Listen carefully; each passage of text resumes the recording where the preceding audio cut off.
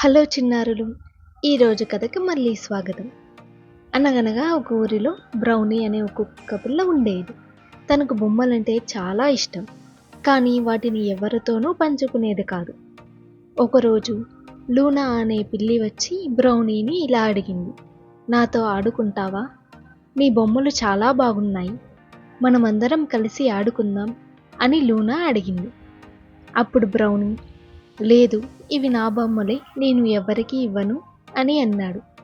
సరే అని లూనా వెళ్ళిపోయింది. కానీ కొద్ది రోజుల్లో బ్రౌనీ ఒంటరిగా అయ్యాడు. అందరూ కలిసి ఆడుతుంటే అతను ఒక్కడే ఒంటరిగా బాధపడుతూ ఉన్నాడు.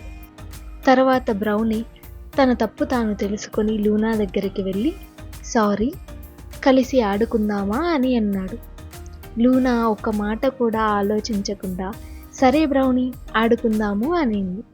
ఇంకా అప్పుడు బ్రౌనీ, లూనా, మిగతా జంతువులందరూ కలిసి సంతోషంగా ఆడుకున్నారు. కనుక పిల్లలు అందరూ కలివిడిగా కలిసి మెలిసి ఉంటేనే సంతోషం, ఆనందం.